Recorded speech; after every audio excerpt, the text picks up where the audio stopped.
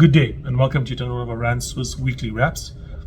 As usual, what we'll do is go over some of the stories that came out this week and look at how they're going to affect you and your investments going forward. This week we'll look at three things, things we've covered before in a certain way, but there'll be some developments that are interesting. The first thing is the Russia-Ukrainian war. Then we'll look at what's happening with our food situation in South Africa. And finally, we'll do a deep dive into central banks and the rate decisions we had this week. Starting off with the Russia-Ukraine situation. Last weekend, we saw serious attacks by probably Israeli drones on Iranian facilities that are associated with their space program and their drone program. There were significant explosions. I mean, there's video coming out of Iran right now showing like very, very large explosions. And they meant to basically be attacking these factories that are building drones or doing research on aeronautical stuff. Why is this part of the Russia-Ukraine situation? Well, the Russians have been depending on these drones from the Iranians in order to fight the Ukrainians. So the Ukrainians have called them flying lawnmowers. They basically said they're not very good, blah, blah, blah. But the two things they're very cheap. They're a couple tens of thousands of dollars. And they've been extremely effective because of the cheapness. You send a couple dozen of them across, if even two or three finally hit their target, because these things are not really properly guided. You can cause millions of damage for, what's effectively a couple tens of thousands of investment. Made a real impact, especially against like large stable structures like power plants or other infrastructure in the Ukraine. And I think that's obviously a good thing for the Russians in terms of their, war effort. The fact that the Israelis have attacked this could be viewed by the Russians as a attack on them, because these things were being used by the Russians even though they were in Iran. The Israelis are destroying these things, making it harder for the Russians to do their war, and therefore they might view it as a negative. Why is this important? Because Russia has a very big presence in the Middle East. They have a big presence in Syria, especially a presence in North Africa. There's Russians in much of Africa as a whole. The Wagner Group, that Russian military mercenary company, has a lot of exposure in those places. And if they wanted to make a bit of trouble for the Israelis, they could. To a certain extent, they've kind of said they're not going to be supporting places like Iran and so on if the Israelis just stay out of stuff. But if the Israelis are taking part, and there's also a question about some of the armaments coming from Israel or via Israel to the Ukraine, it may reduce the Russians' commitment not to have an impact on the Iran and the Israelis as well. So it's just showing that the war in the Ukraine has these ripple effects that might be causing problems elsewhere. Iran has been a focal point for quite some time. Exposure to much of the world's oil supply.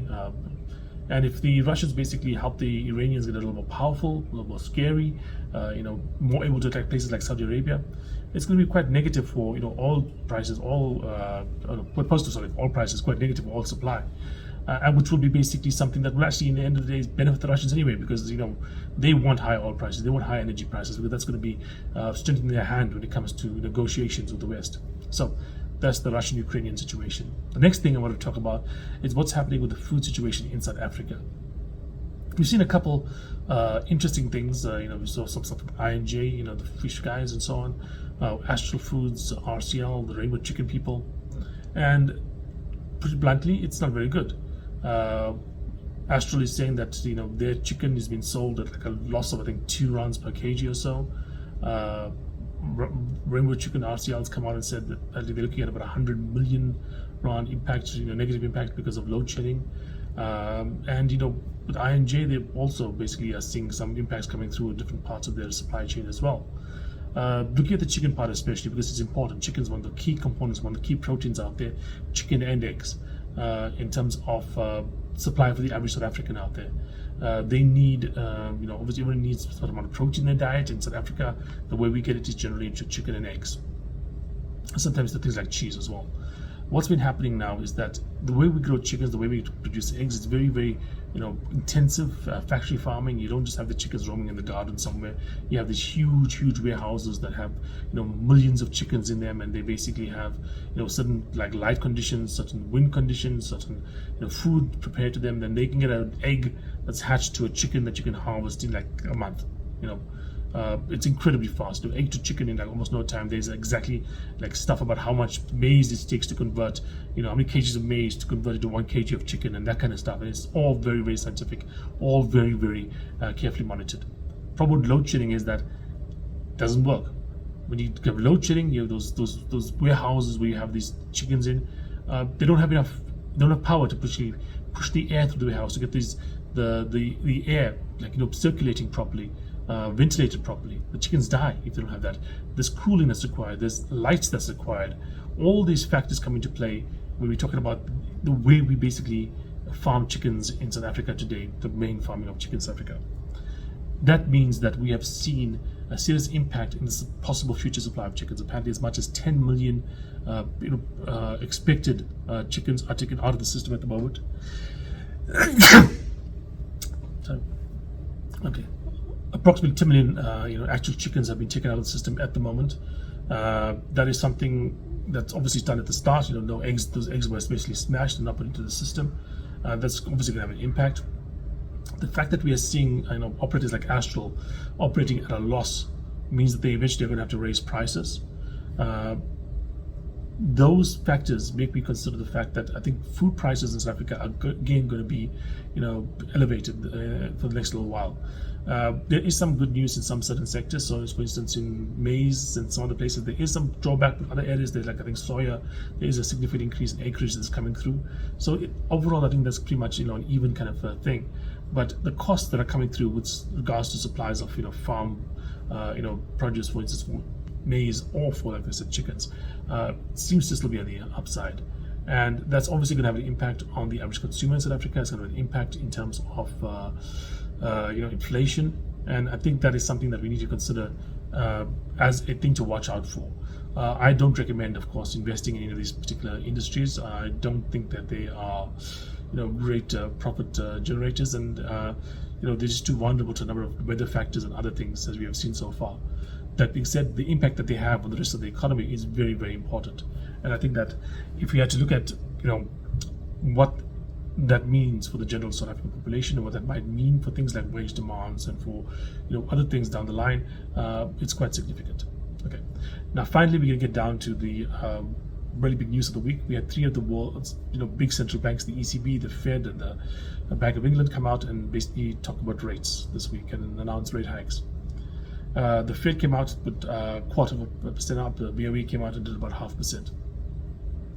The BOE, by the way, indicated that they're pretty much at the top at the moment. The Fed said we're still going to go higher and it's going to be quite tough. But then when we asked questions afterwards, Jerome Powell, the head of the Fed, seemed to indicate that the kind of assumptions he's giving out, the kind of forecasting out, is based on very conservative kind of assumptions.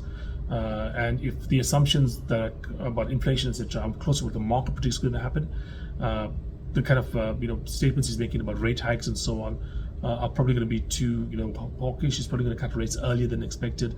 He's not going to raise by much more than that we have right now. All of which made the market run up quite strongly.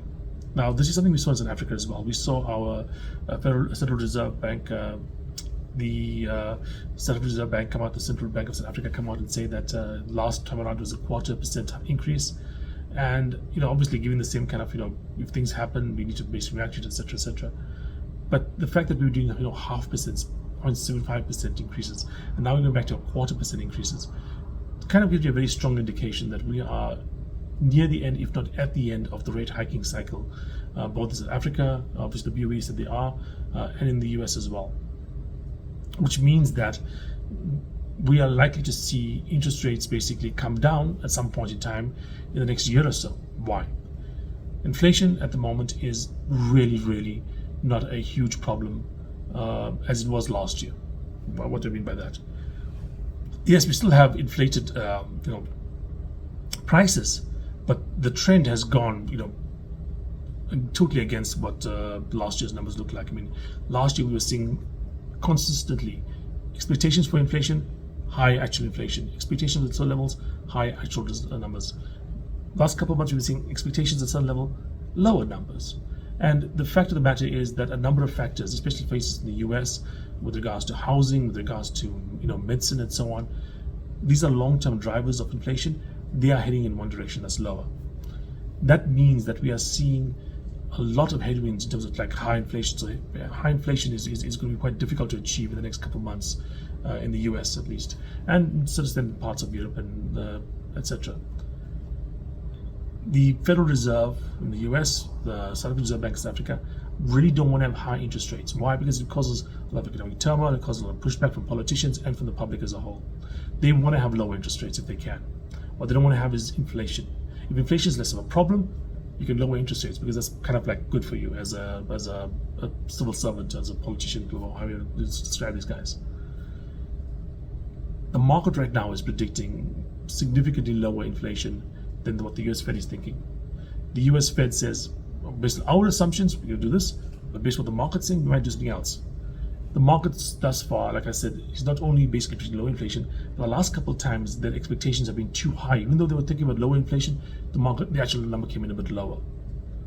If that continues, we are likely to see maybe a rate cut by the end of this year, very likely by the start of next year. Okay, the market tends to be forward-looking. If you look at any kind of stock market in the world, it's a market of predictions. It's predicting what's going to happen in the future, not just looking at results from the past. If the market basically is predictive and it's basically going to see there's no more rate hikes coming through very soon, it's going to predict there's going to be cuts coming through within a certain period of time. If it predicts cuts coming through, it's going to predict stocks are going to go higher. And if it predicts stocks are going to go higher, they are going to go higher because people are going to buy in advance. You think stocks will go up, you start buying stocks right now. That is the mechanism that works. In that scenario, we could see a reasonably positive period for stocks going forward, at least for the next year or so. Now the question arises is this a good thing, what the Fed is doing, what the Reserve Bank of South Africa is doing, what the ECB and the BOE are doing right now by kind of like calling an end or almost end to rate hikes? That question I think is more likely to be no. Why? I don't think you're going to see interest rates back to the target level by the end of this year. You are going to see interest rates basically down from where they are right now. No, which is inflation rates. Sorry, we're going to see inflation rates back at the target level by the end of this year. We'll see inflation down from where we are right now, but not back at the target. Okay. But at the same time, when you start cutting interest rates, you're going to see the stock market balloon. You're going to see people get a bit more happy. You're going to see a bit more activity in the economy. The tone will change to a certain extent. It'll be easier to buy a house. It'll be easier to do those kind of things because you're paying less interest. Now, at the moment, what does the global economy look like? What does the US economy look like? And so, right now, the US, I think the unemployment rate is number 3%. It's very, very low. These workers basically, the workers that you want to get in the US, they're fully employed. There's very, very little kind of extra space for workers, for employers to basically hire more workers in the US. I know we talked about, for instance, some of the fintech firings and so on. But an example I'll give is like Microsoft. Microsoft fired about 11,000 people. In the last year, it hired I think 40,000 people. So yes, it's down 10,000 this year. But if you took it 2 years in conjunction, you're talking about still a positive 30,000 overall increase in workforce. We still have a very, very strong labor market in a place like the US. And for some reason, this labor market, which has faced stagnant wages, wages are rising, but they're not rising as much as inflation. So real wages are actually falling below, not asking for wage increases, despite the fact that there's hardly any workers left to hire. Why? They're probably scared. They're hearing all this stuff about recession, they're hearing all this stuff about difficult economy, and they're seeing basically all this thing coming through with regards to, negative news events, and they're thinking, yes, I'm suffering right now. Yes, I'm paying more for my petrol. Yes, I'm paying more for my eggs and my whatever it may be, but I can't afford to lose this job, and I might lose this job because I pushed too hard against my employer, etc. The world is very tough at the moment. Now, take this forward a year. Interest rates are falling. The market looks a lot stronger. The news events are going to be much more positive. These same individuals are going to be saying to themselves, "Hey, I am in a very strong economy. I have basically gone through a couple of bad years where I've basically made less money each year in real terms because my wage increases have not matched the cost of living increases I've seen in my real life. And the world is doing quite well right now. What should I do? Get a wage increase? Obviously, that's what you would do. You've seen, for instance, some kind of pressures already coming through. For instance, Walmart raised wages or the minimum wage that they have by a little bit, to get workers. Amazon already has raised wages in the past.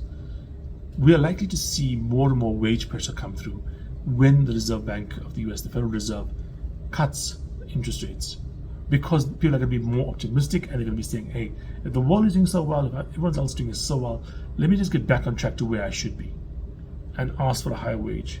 That's going to cause more inflation, and that means that when the Federal Reserve is cutting interest rates, inflation, which is really not back at the target level, is suddenly going to start facing upward pressure again. So when the Federal Reserve of the US is going to start cutting interest rates, that's in this year, maybe start of next year, we're not going to see 2% inflation at the time. It's still going to be above that level, no likelihood. But it's not going to have the momentum to go down towards 2% inflation, because at that point in time, wage inflation is going to come in and really be a big deal. And the problem with wage inflation is this. You can see the price of petrol go up and down. You can see the price of eggs go up and down. What you will never see, or not too much anyway, is the price of labor go up and down. The price of labor goes up, it does not come down. You don't tend to get lower wages coming through after the wage increase. And once workers start to get used to the idea that they get these 5% or maybe larger percent increases in wages every year, it becomes quite sticky. It gets its own momentum.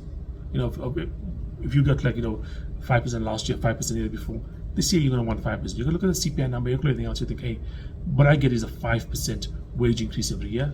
I want my 5%. Forget about what the CPI number looks like. And that is the real way in which inflation translates from a supply shock into long-term persistent inflation. And I think that is a real danger for the US Fed at the moment, and for markets around the world, that these central banks will cut interest rates too early before inflation is a cured problem, and it's going to force them in a couple of years' time to come back and do the same thing they've done right now, except they'll have to be tougher because the market may not believe them as much as they do right now, because we've already seen them fail once. Okay, that's it, and thanks for joining me. I look forward again to speaking to you guys next week.